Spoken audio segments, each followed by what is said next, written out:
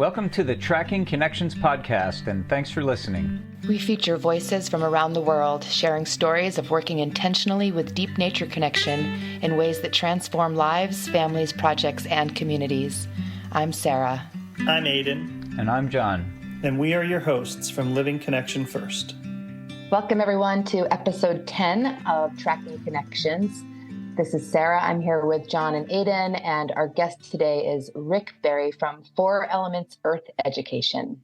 Thanks, Sarah. I'm looking forward to this conversation. I've known Rick for quite some time, and I'm really excited to get into the heart of it. That's me, John, and Sarah. We're in the Santa Cruz Mountains in California on a beautiful day here in March, and I'll pass it over to my son, Aidan. Hey, everybody. I'm coming at you from Silicon Valley, where it is also bright and sunny today. Lots of oak titmice singing and Buick's wrens, and it smells like daffodils. And I'm excited to be here with Rick.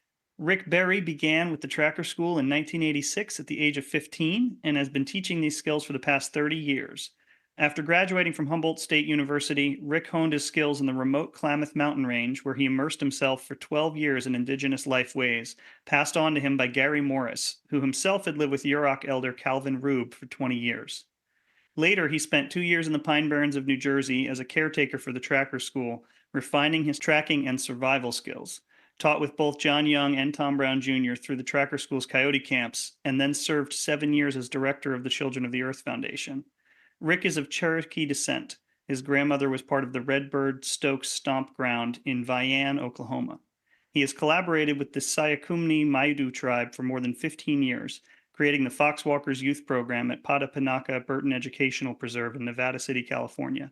Rick has been the executive director of the Children of the Earth Foundation since 2019 and oversees the Coyotes Tracks program under the 4 Elements Earth Education West Coast nonprofit umbrella. Welcome, Rick. All right. Hey, thanks, Aidan. And thanks, John and Sarah, for inviting me today. And I'm calling in from Nevada City. Beautiful day here near the Yuba River, and the manzanita flowers are blooming.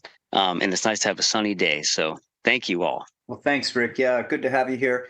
First thing I want to ask, because I know I spent 1999 and 2000 working with the folks at the Tracker School to help get their youth programs going. You know, I trained the parents, I trained the staff, and did some storytelling with the young people. I believe Tracy Pizzo was in charge of things at that point, and then later you took over.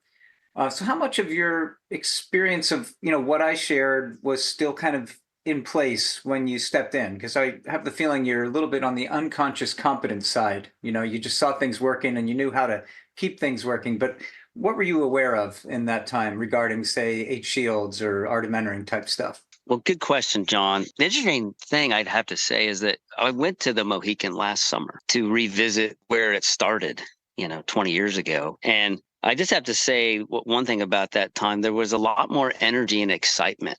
Like there was a youthful energy. And when it started, it was pretty magical. And what I did was I was caretaking in the Pine Barrens the first year and came up the second year. And I know one thing that a lot of schools still do, and I think it's a common thread, is we have that opening circle with the kids, a gratitude circle. And I'm sure it's part of what you taught, like we're going to get in a circle.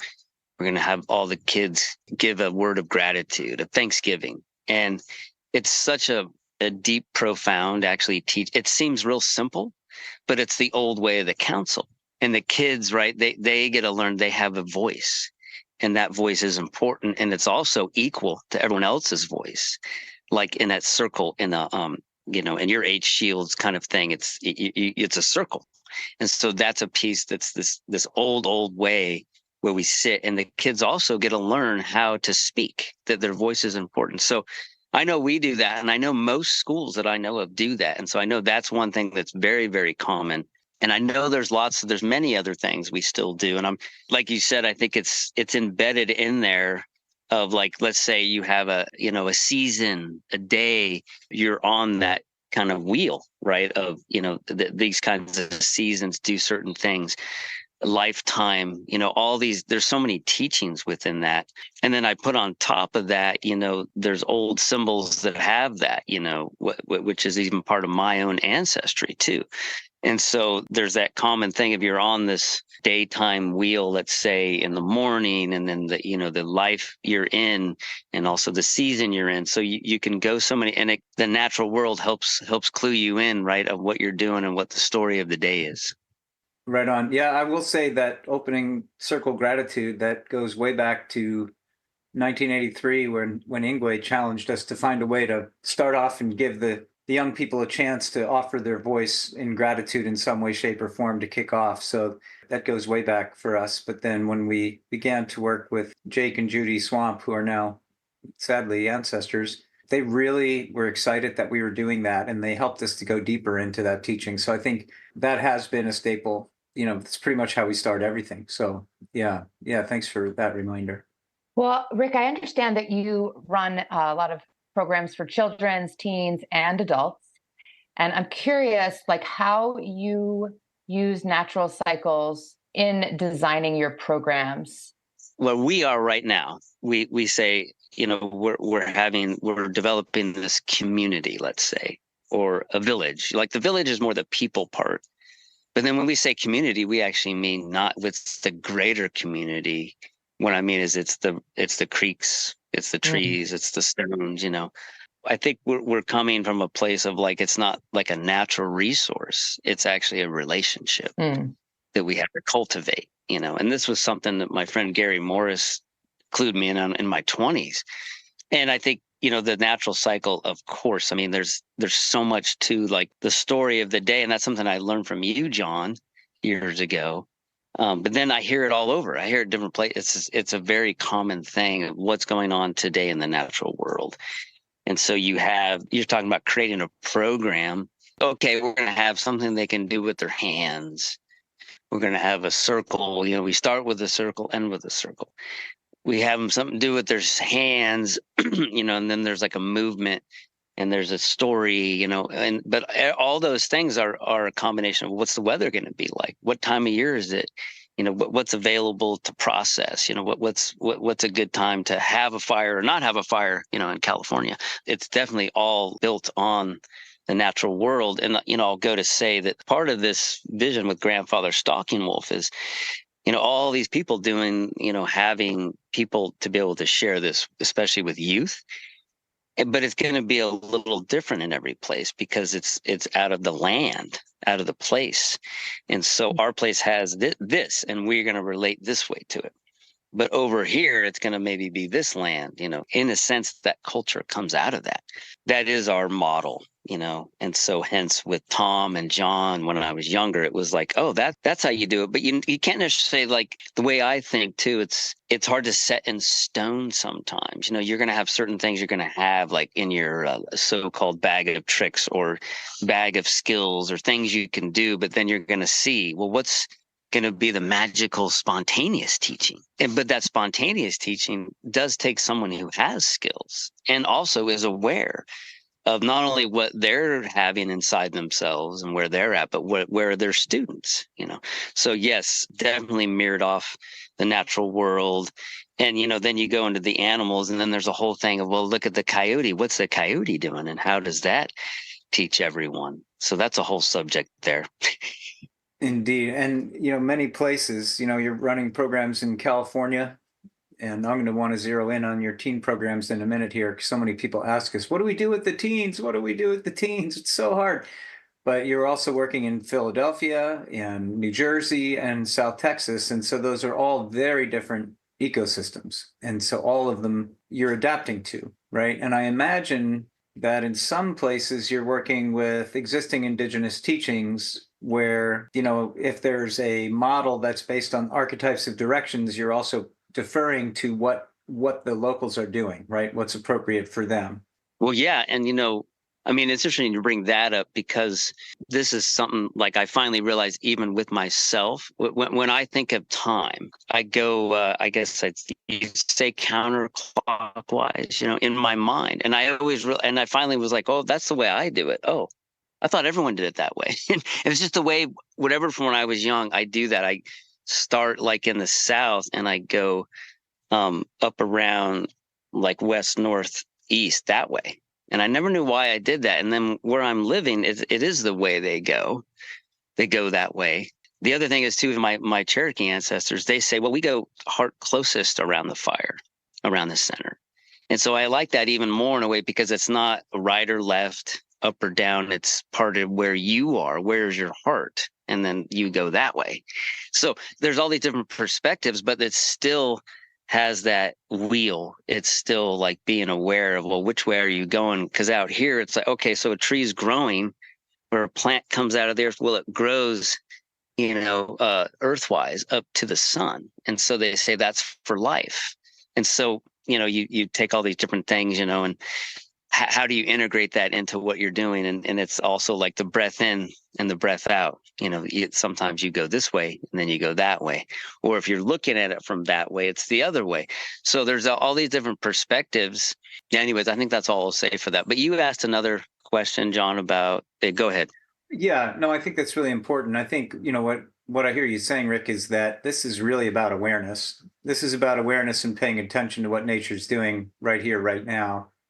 Pay attention to what the people are doing right here, right now, and what they're used to, and how to adapt to that. So it sounds like you're just being very aware and flexible, which I think is an awesome way to approach working with anyone in nature. Tell us about your teen programs, because I think that was a big request. We've heard that a lot in the last couple of years from people. I don't know how to bring this to the teens.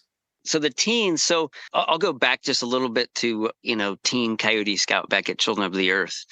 But we started back there, and it was a really robust it's like push the teens to the edge, right? That's what they're looking for, right? They want an edge, and it's exciting, and sometimes there's explosives, yeah. And so, but what we did out here is in this for a decade, we did a 4 fires rendezvous, teen rendezvous. And it was amazing. And it was with other schools to get enough teens to come. And also they got to meet other teens. Now we did that for a decade, and then we had the COVID time, and that, and so now we're what we did, we took the scout kind of games, I call it, because when I've hung out with Juan Villarreal, the Southern Lipan Apache, he's like, well, it was pretty real for us, people died, and that those are his ancestors that were the scouts down there. But I'm like, hey, we have a serious issue with how do we reach these teens? It's a survival of teenagehood. How do we get them to be activated? And so using these games, these high intensity games, is a way we can do it. With this 4 fires, we did that, and the teens loved it. And then we realized as well, we need to do kind of like something before it, because we get these teens and we're like, well, hey, have you slept in a shelter yet? Have you made a fire? Because, you can you really do the scout games without doing your homework first, basically? So we got to be like, hey, you got to earn this, You know how that is, John, right? No, I do. Yes. Yeah. So we had to back up and be like, well, you can't just go play the fun game. You gotta put some time in, like earn that. And so we've gone to this thing called Wilderness Passage. And I call it Wilderness Passage because when I wanted to be like rites of passage, but then I backed up a little bit. I'm like, well, that's to me an older thing of like, it's the whole community, and it's this, there's a lot to that. And I think we do need that, but we're just offering like a slice, like a tiny piece of self-resilience skills, like being self-reliant. But in a way, it's also, you realize you're part of a bigger thing, this whole other community of the natural world. But it is like, Tom Brown, when I went to the tracker school in 1986, he's like, well, if you don't have these skills, it's going to be harder for you to have a close relationship to the earth. Right. And so what we do with the teens, it's like, okay, you're going to make a shelter, make a fire, and you're going to do it this week. This is the push, to push that. And then it's like, okay, now you can come to the scout games. And, the teens, you got to push them. They like that edge, and they thrive on that. And it's a time of their life they need to do that. And back in the day, it might have been, you might not even have made it. because that's what it did. It forces you to see who you are, see your edges. And then, when I was 15, I went to tracker. Now the tracker standard class, we're sitting and taking notes, and I'm like, oh, I want to do full survival, So, but, finding that edge is so important, especially with the teens. So that's some of the stuff we do. I have to say, though, inside of our schools, we have this, thing also where we get a few of them that you could tell they're local and they want to do more, and then they become our interns, and then they become event. We have one guy, Ian Wolf. He works full time now, and it's amazing. He grew up in the program. There's people out there that I've taught over the years that they run their own schools now. And so that's it's really cool. It's not maybe everyone, but it's some of them. There's an opportunity for them to be able to do this. And so part of my work too is to make sure, well, this is important work. So how do we all get paid enough money to do it too? Because if someone can't support a family doing this, and where's it going to go? So that's another effort I'm putting in. And to see the teens, though, right now we have some teens that work with us. They work with new instructors that are adults. And we say, well, they're going to help you with the skills. They're going to help you with knowing the lay of the land, because they do really know it and they're kind of raised in it. Do you, besides Ian, do you have stories about how maybe parents have fed back to you gratitude for what happened for their teen, or even from the teens themselves? If you just think back over the years, because you probably brought a few through over the years, right? Probably hundreds. Yeah, there's hundreds. And I think there was a parent that said something to me one time. And I was like, They said, Rick, what it is, I love my kid to be with you because you're doing what you love. It could be anything, but I'm living my vision. And just to be my kid, to be around someone who's doing that is really important. And it's also something, especially with the teens, a lot of the kids nowadays, they're like looking at the world going, well, what did you adults do? And why are they going to trust you? Literally, it's true. There's a truth there. And they're looking at you like, well, and so what we do is like, well, it's not really my authority. Like, we have to make sure you're safe. We have to make sure, your parents want to send us back here, but we're also like, hey, the authority is the natural law. If you put a blindfold on and run through the woods and hit a tree, that's natural law. You're going to hurt yourself. And so what it is we kind of set it up. So it's like, well, we're setting it up and we're trying to be as much like nature as we can, and not being like, well, you got to do it because that's what I say. It's like, well, you're going to get hurt because that's what's going to happen. And so, like, if you're going to use a knife, guess what? You got to listen right now and pay attention to the safety rules, not just listen to me because I said so. No, listen to me so you could be safe, so you don't cut yourself. So, it's those kinds of things. And the parents, there's so many parents that have definitely thanked me and have been, and like I said, it could be these skills. Sometimes they're like, yeah, this is great because it gave my kid like this self-reliance, like for me, it was like, oh boy, I can listen to what is my vision, and not be so bombarded with all these other things, because now I have this relationship with my greater community, like the earth. Yeah, that's really cool. And I think, that point you're lifting up, is also on your homepage, from the wisdom from Fred Coyote Downey, the ceremonial elder from Covelo, the children are always watching, and there's a longer quote there, if we fail them when their eyes and ears no longer face us, they'll walk away from the things most sacred, so you embracing that vision of yours and, that deep love and passion you feel for it is exactly, especially what teens need to see. They're looking for role models. They're looking for something that could make them happy. And you're giving them permission to figure out what makes them happy. I really recognize how you are creating life stage initiations that we don't necessarily have access to in modern times, but are very natural, right? So a teenager to have an initiatory experience that says, this is all of who I am right now, and I do the thing. And like John's talking about the role modeling, like the younger kids are seeing that, right? They're like, oh, that's what a teenager is. That's the power of what I'm about to become. And then it really acknowledging and honoring that life stage. And then I love the picture, the reality of these adults coming in that haven't had that, right? And the teenagers are then teaching them. and that how that is a symptom of our society. And it's fine, no judgment, right? Many of us don't have not had that or haven't been immersed in the skills. But to acknowledge that, hey, this teenager, maybe they're younger than you, but they've been developing these relationships with skills and with nature and their external nature, but also their own internal nature. And that, people older than them can actually look to them for role modeling, right? And look to them to say, wow, that teenager essence, maybe I even have time to go back and grab some of that. Yeah, right on. Hey, before I forget real quick, that quote. So Jennifer Villarreal has been helping to rewrite our website, right? And that's Juan's daughter. And the thing is, I keep telling her, I said, that was Fred, Coyote is what we call him out here. He passed a couple years ago, but that was his quote. He'd always say, the children are watching, so don't complain. But then the other quote is actually from Jennifer. And I told her, hey, Jennifer, you got to put your name on that. And she's a little shy. So I did want to voice that.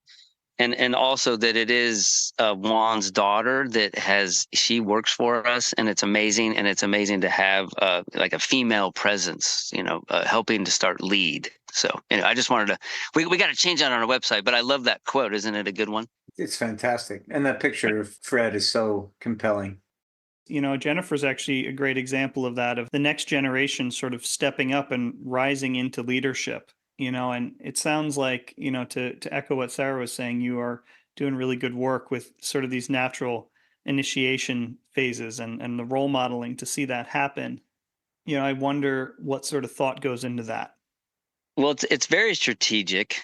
I mean, to me, it's part of what John and Tom did to me back when we were at Coyote Scout with the kids, John, and you were there at the Mohican, up in the boathouse, and you told this amazing story how you met Tom. It was with the turtle and the whole story. Like, you got to practice camping, and just the whole story. And I always tell people a little bit of that story when I'm telling them, and I said, well, you got to hear it from John, though. It's great.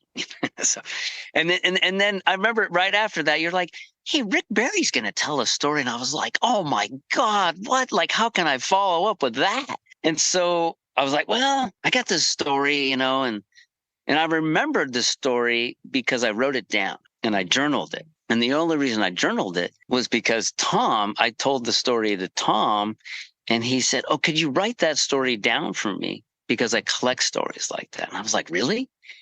So it was like these two Coyote teachers were like, they just got me good. It was an experience in nature. It's another whole story but with this mountain lion.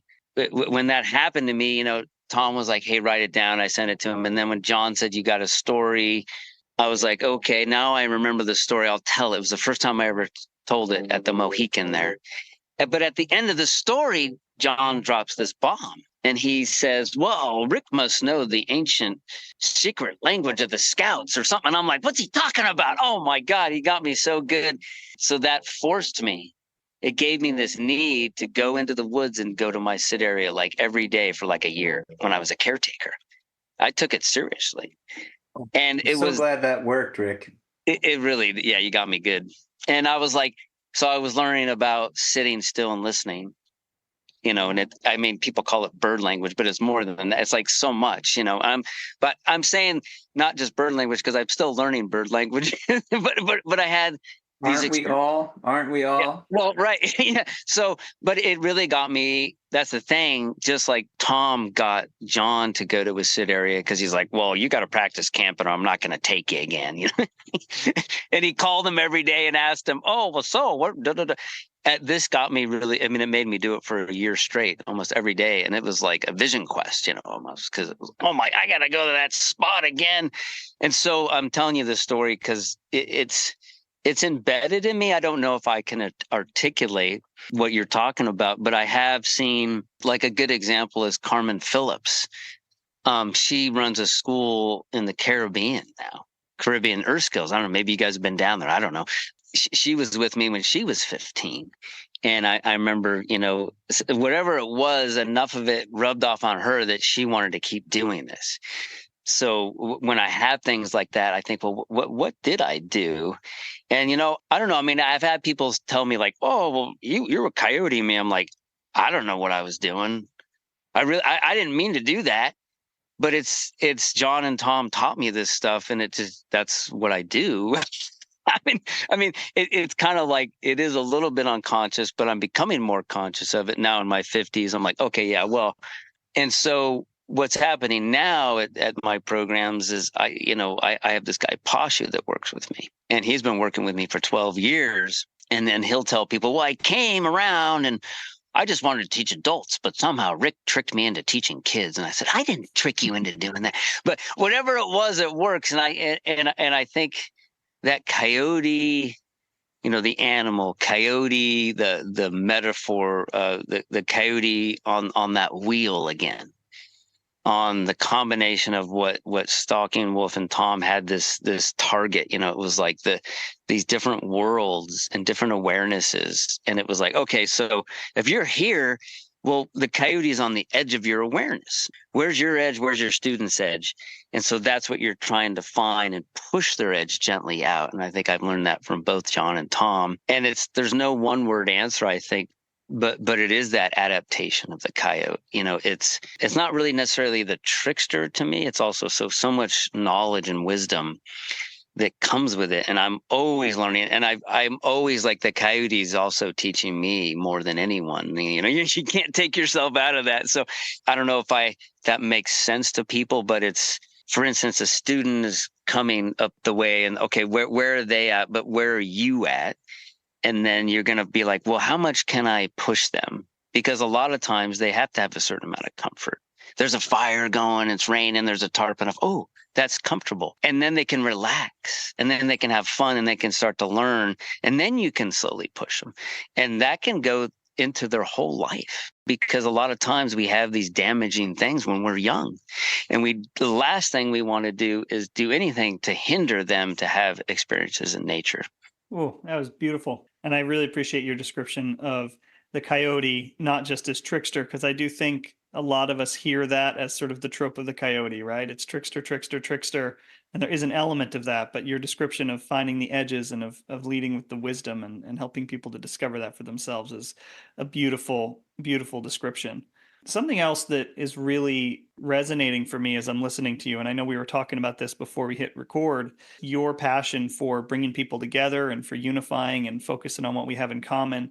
Like, I'm really hearing just a love and a caring of people in your words. And I think that seems like it's really reflecting. But I would love for you to talk a little bit about sort of your philosophy around unifying people. This story popped in my head just real quick. We're in a circle a while back, and there was someone, John, who learned from you, I know, and was just beginning sort of. And the circle had to go a certain way. And there was this one kid that was outside the circle, like running around, and she's trying to get him back in the circle. And I went up to her, I said, no, that's okay. He's a coyote right now. That's okay. You got to let that go. That's okay. We're okay with that, because that's that energy. It's like, oh, that's all right. He could, he's got a part, but I was thinking of that, because that's another thing of like, how can we keep this circle? But that's okay if that kid does that, so that's unifying in that way still, I think. And I think, unifying, I know people throw that word around, and it's like, well, what are we unifying together with? For instance, I know we started the Coyote Conference and the Earth Skills Alliance, and a lot of that, and the Teen Rendezvous. All those were to unify us, to take us out of, we're all running these like semi-corporations, but we're not really in a corporate type of education. We're trying to get out of that. How do we work together? And so much of that is from the teachings from the Scout, right? You're in a group, and it's like, oh, here you got to not really have a leader, but all work together. Good luck. So I think the unifying thing is to focus, on what we do have in common. We do have a common vision, but we all do that in our unique way. And I think that was a direct quote from Tom. And those unique ways, we need to respect those ways with each other and be open to that and be like, okay, because see, with Tom, when I learned these skills from him originally, these are skills for all peoples. The 4 elements Earth education is shelter, water, fire, food, those 4 elements. That's our representation of those. And no matter where you are on the globe, everyone is entitled to that. It's a common thing. So like, I think that's what Stalking Wolf was doing. He was finding the common threads that we all have, and then how do we get along with each other? How do we harmonize with the earth and with each other together? And I've been fortunate too in California to end up at a place where I'm working with the Sayakimni tribe. And, it's not a very large tribe, and it's mostly just, one or two people of the tribe. But, he is open to unifying. What I mean is, he says, when we come together, we're better. Because he knows, he says, well, even him being native California, he said, we can't heal on our own. And the people that are non-Indian can't heal on their own. We have to come together to heal. There's a dialogue, there's a relationship, because we're all human and we're here on this earth together. So even that, it's like there's things that can try to come in and divide us. And it's like, what are we teaching our children? We have to think about that again of like, well, wait a second. Are we going to tell them, well, you shouldn't do that because, I don't like that person. Where do we come together? And so much of it is like, okay, the fire, the shelter, like these skills are universal. And so not only do I think the skills emulate that, and like what we're talking about, the 8 shields and the principles of the natural world. So that does unite us, but like I said, you could have whatever different kinds of, I'd say medicine or character, personality.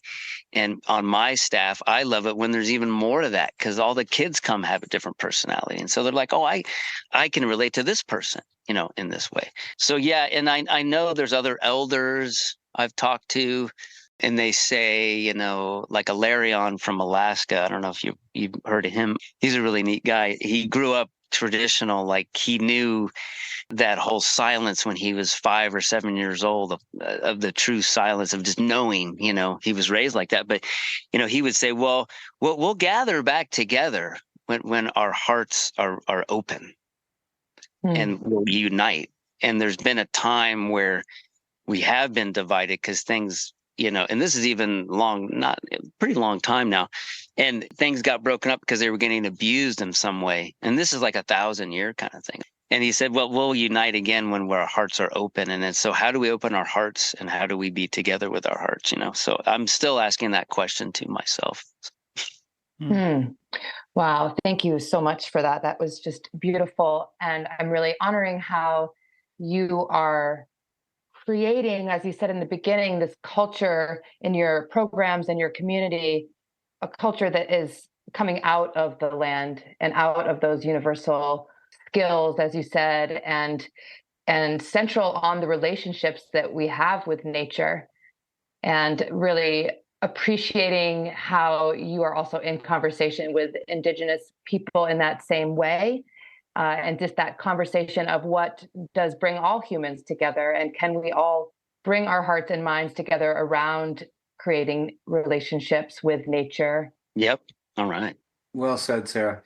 Yeah, Rick, everything that you just shared was just so moving and so hopeful, really. The message is so strong and so good. And I feel really grateful for you taking time with us and sharing what you do and your deep level of commitment and service to people on the earth. It's really, really evident. And I just was wondering, how do people find you if they want to find you?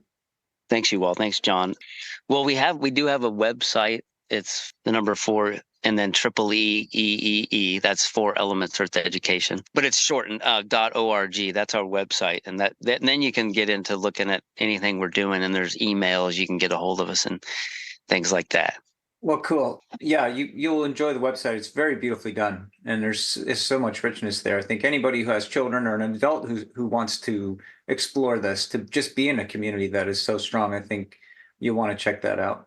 Rick, as we're wrapping up here, my question for you is, do you have any requests of the audience, ways that they might go out from here and something they might do this week to add a little bit to their community? Oh, yeah. Well, I guess the thing, some of the greatest gifts I've given myself, if you have the time, but it doesn't have to be that long. It can even be 20 minutes. Just let go of time and just go for a walk. And it's almost like go for a walk with yourself. That's what has given me so many things. It's almost kind of like a little mini vision quest, so to speak. Give yourself that time. And it's a gift, I think, to get to recalibrate to yourself again, because we can get really lost in this world, and that's what nature's, I think, willing to give us right now, a gift like that. So that's one thing I'd say. Well, I can see that little moment of Coyote mentoring from me to you has definitely paid off. A year at your sit spot just makes me really happy.